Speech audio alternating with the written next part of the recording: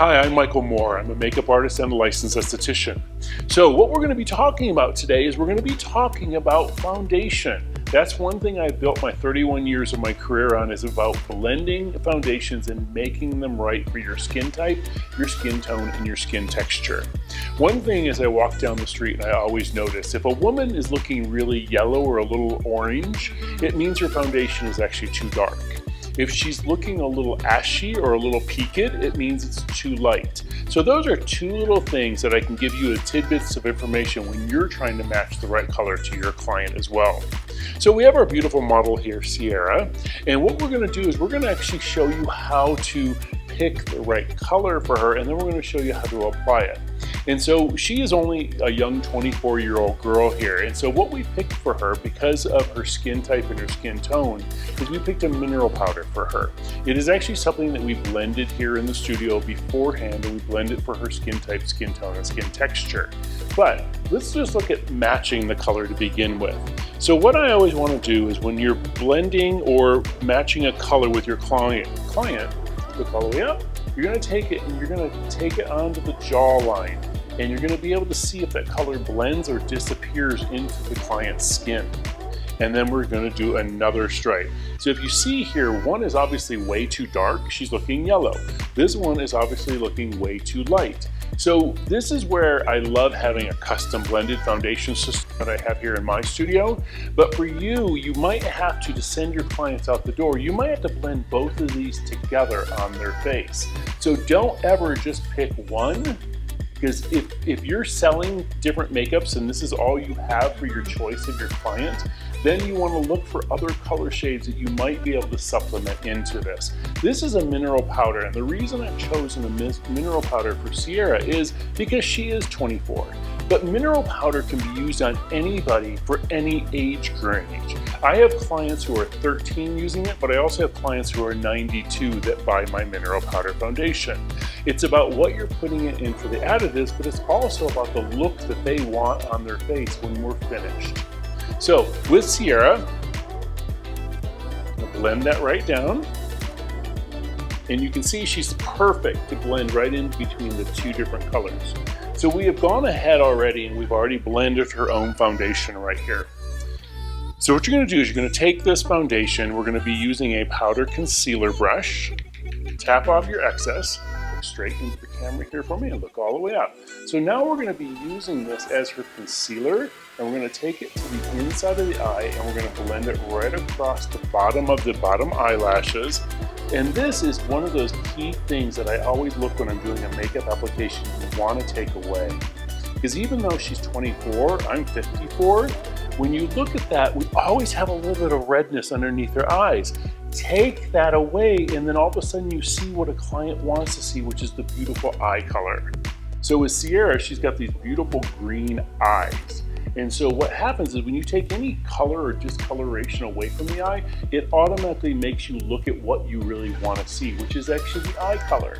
And so this is going to work, once again, for anybody who's 13 to 92 or older. So then what you're going to do is you're going to take your powder foundation brush. And what we're going to do is we're going to dip it right into the color, tap off your excess, and then you want to think about two words, which are press and swirl.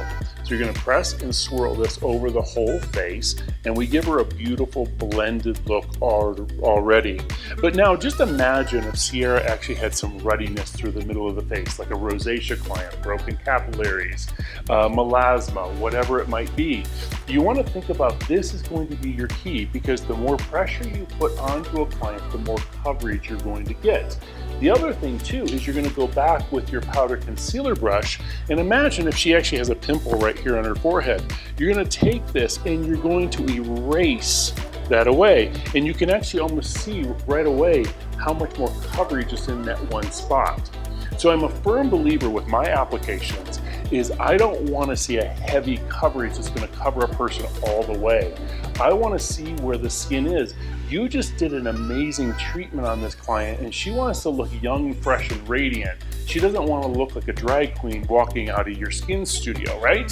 So you're going to take your powder foundation brush, press and swirl, and you got a beautiful coverage. And now she's actually leaving with something very healthy on her face. So the other thing I want to think about is not all mineral powders are created equal.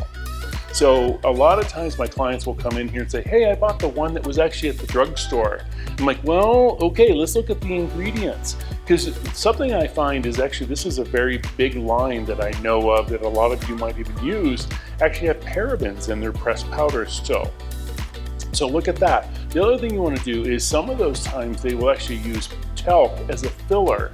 So you don't want that in your product as well. So make sure that you're using a really pure makeup line that you're actually putting in and looking at that you're going to be selling to your clients. And then you're going to be taking this and putting it right on top of them after their treatment so they can look beautiful and fresh and just represent who you are as they walk out your door.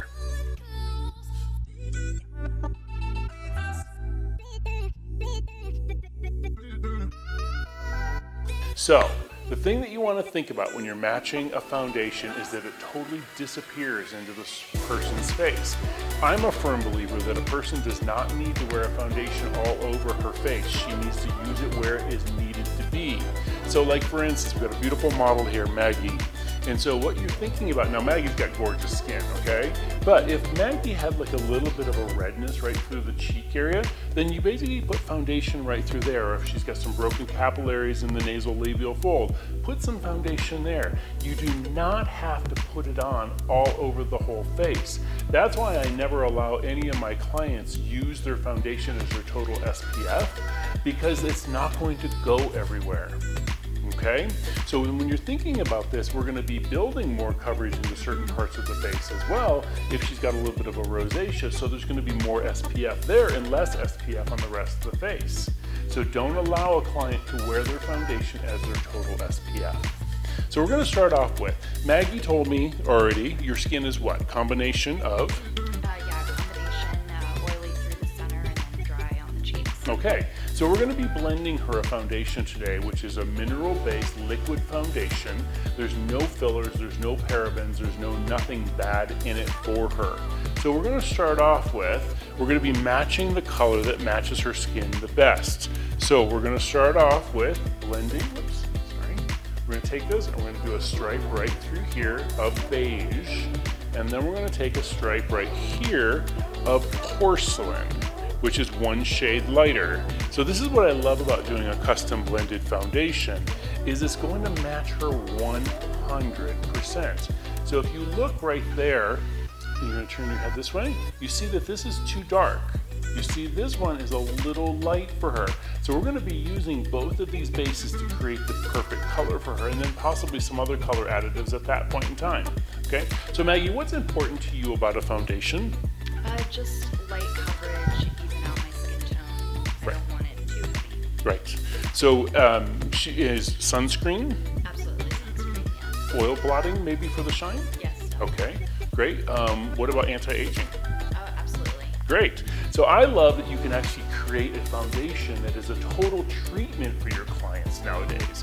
And that's what clients are looking for. They're looking for what I call multitasking products. So if you look at BB creams have shot through the roof in probably the last 10 years because they're such a multitasking kind of product. Nobody comes in anymore asking for a tinted moisturizer because we can now sell them a tinted moisturizer with steroids basically in it, right? So what we're going to do is we're going to start off and we're going to be using the beige foundation. She says she's a little dry on the cheeks, she's a little oily in the middle. So we're going to be doing a combination of oil-free and enriched base. So we're going to be taking this, we're going to start off with, I'm almost blind nowadays, so you might have to help me here, Maggie. Okay. So we're going to be taking that and then we're going to be adding a little bit more of the enriched into the porcelain. So then we've got a 30 ml in here now. So then what we're going to be doing, because of her skin, she does have a little bit of a vellus hair on it. We're going to be adding texturizer that will prevent it from going into fine lines and wrinkles. It's going to prevent it from going into the vellus hair. It's also going to prevent it from going into pores. So we're going to be adding the texturizer to it right there. And then we're going to be adding copper peptides because she really wants to make sure that she's doing the building block. We're going to be using ultra firming. which gives her a wonderful flash firm to the surface of your skin. And then we're going to be doing oil control, which will prevent her from getting really shiny in the middle of the face as the day goes on. Then we're going to be doing the mineral SPF additive, and we're going to turn this into about a 15 by doing about 3 to 5 pumps in here. But last but not least, because Maggie is not 20 some years old anymore, we're going to be adding a little bit of a pearl shimmer in here, which will give her a wonderful soft focus to the face as well.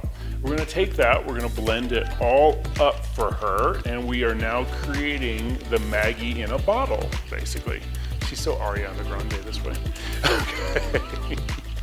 So you're going to just take this, and now we're going to see what happens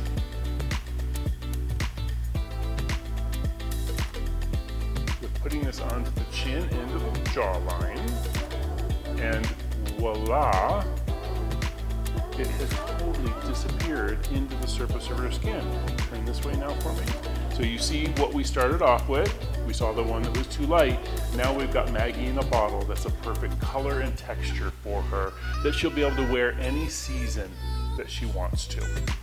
So I want to talk to you a little bit more about coverage for this. So we're going to be taking this and we're going to be using, I like to use my hands a lot when I'm doing foundation, because what I always feel is it blends it right into the surface of your skin. Just make sure your hands are clean though, or use a brush of some sort.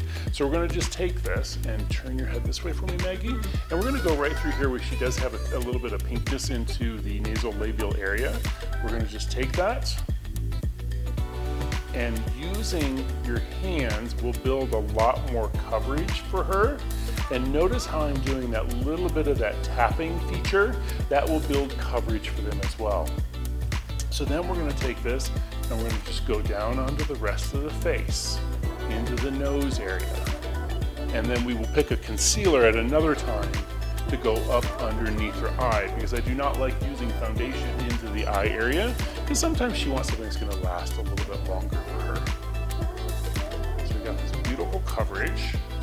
So when you're looking into the camera now, you'll see a beautiful flawless skin where she really had a little bit of flaw. So this way we do not need the foundation on the rest of the face. We just take away what we do not like, and then you get to see what you do like in each one of your clients. So now what we're going to do is we're going to talk a little bit about primers.